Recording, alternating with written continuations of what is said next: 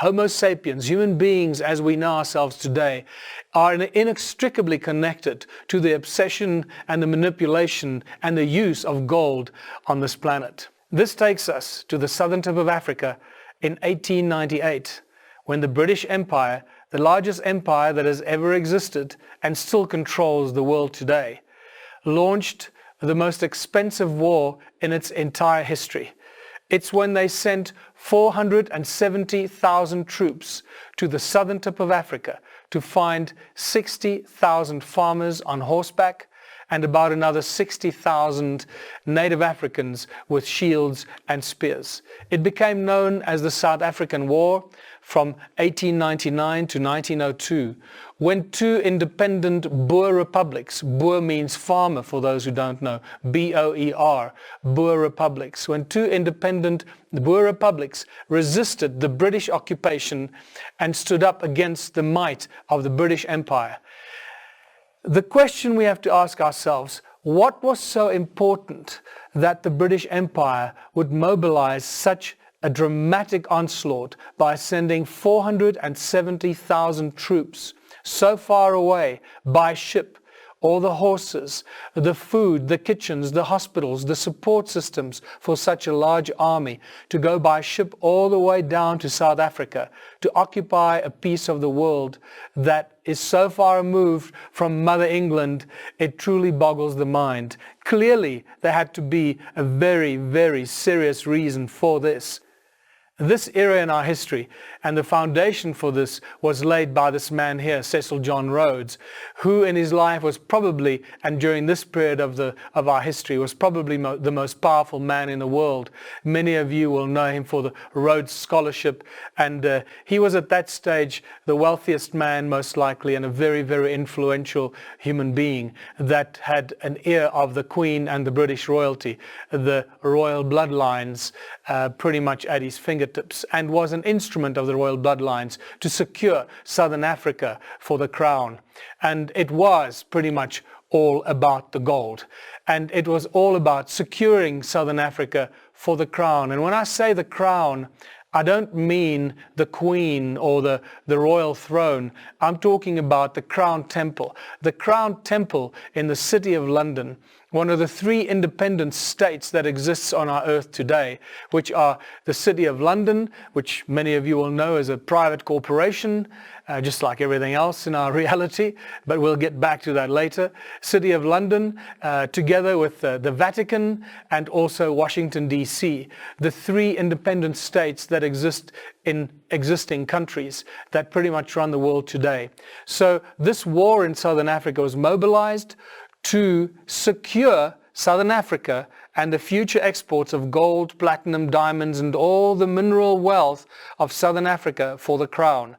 And what became very evident to me in recent times is that this South African war from 1899 to 1902 pretty much laid the foundation for what was going to happen in the 20th century between Great Britain and North America, and the colonization of the world and taking control of the world by the royals and the British might from Britain right across the world. And that then brings us to the phenomenal story of Paul Kruger. Most of you will know Paul Kruger as the guy that started the Kruger Park in South Africa, where we keep all the animals today. And the other are the Kruger rands, the Kruger golden coins. And he was the president of the Transvaal Boer Republic, together with President Steyn, who was the president of the Orange Free State. Those two Boer republics resisted the might of the British Empire. Now you can imagine how serious this was.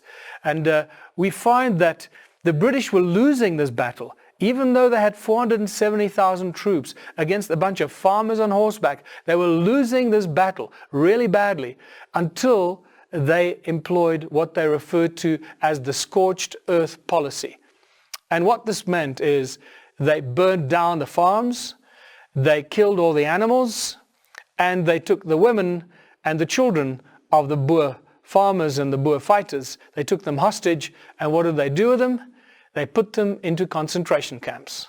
Yes, concentration camps are an invention of the British Empire and not of Nazi Germany, as most may think. It is estimated that about 35,000 Boer women and children died in these concentration camps. There were about 45 of these concentration camps scattered throughout South Africa, and they were pretty much starved to death by the British. And it was an absolute massacre. And an unknown number of black South Africans died in black concentration camps that very little is known about, because this was obviously a well-kept secret. There are some books and some literature written about it, but it remains a very dark part of our most recent history. What is fascinating about this particular war is one particular day on the 26th of January 1900, which became known as the Battle of Spionkop, because on this one fateful day, on this one little mountain known as Spionkop, 3 world leaders were present. And if any one of these 3 world leaders caught a bullet on that day in this battle, it would have changed the 20th century completely from what it became and what we know it today. It became known as the bloodiest battle since, and more men apparently died in 1 hectare of land than any other war since then. Arguably the most prominent world leader present on this mountain and in this battle on this day was Winston Churchill. He was a young war correspondent for the British media, who was then taken captive captured by the Boer army. But the little bugger escaped, and he became known as the Brit who got away. Can you imagine if he didn't escape and maybe he was strung up by the Boer army, how the British history would have changed in the years to come, and how the First World and Second World Wars would have changed after this event? The second critical world leader that was present on that same mountain, that same battle on that day, was a young Mahatma Gandhi, who was a stretcher bearer for the British troops. You can just imagine what would have happened to the history or the future of India if Mahatma Gandhi had caught a bullet on that day. And then finally, General Louis Botha, who was the general of the Boer army.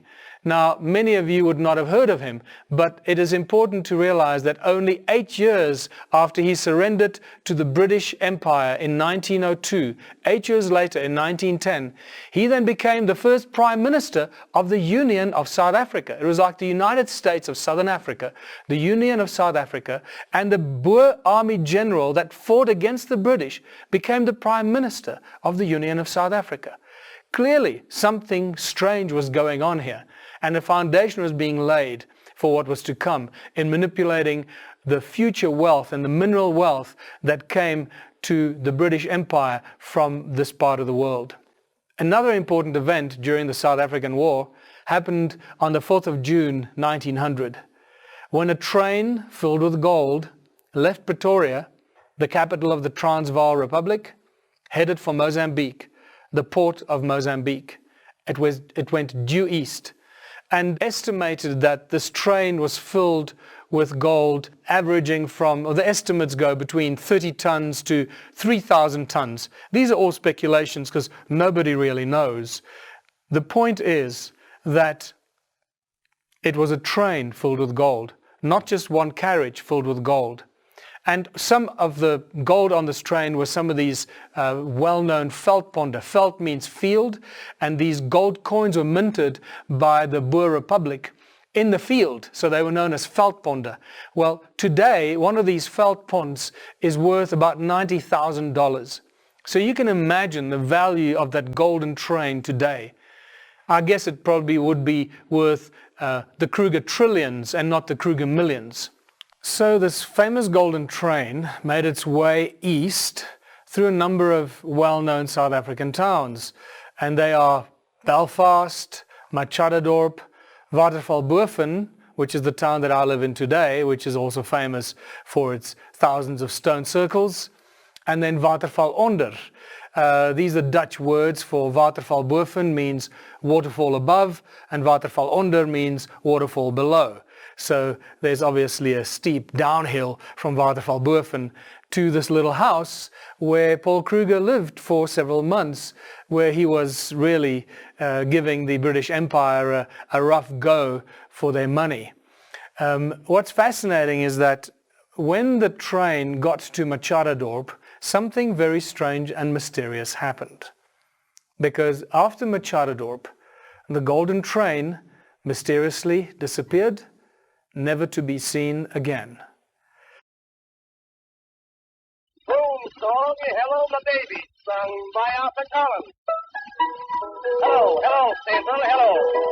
Please don't cut me off that way. Hello, hello, what the hello? I've got a little baby, but she's out of sight. I talked to her across the telephone. I've never seen my honey, but she's mine, all right. So take my kiss and leave the cat alone. Every single morning you will hear me yell, hey, Central, pick me up along the line. He connects me with my honey, then I ring the bell. And this is what I say to baby mine. Hello, my baby, hello, my honey, hello, my ragtime gal. Send me a kiss, my wire. You hear me, baby, my heart's on fire. If you refuse me, honey, you lose me, then you'll live alone. Oh, baby, telephone and tell me I'm your own. Hello, hello, baby, hello. I guess you don't hear me. The wires must be crossed somewhere. Hello, hello, what the hello? This morning through the phone, she said her name was Beth. And now I kinda knows where I'm at. I set aside because I've got my babe's address. You pasted in the lining of the hat. I am very stiff as if the wires get crossed. Will separate me from the baby mine. Then some other cool winner and the game is lost. And so each day I shout along the line. Hello, my baby, hello, my honey, hello, my ragtime gal. Send me a kiss my way. You hear me, baby, my heart's on fire. If you refuse me, honey, you lose me, then you'll live alone. Oh, baby, telephone and tell me I'm your own. Why, here she is. Oh, hello, baby.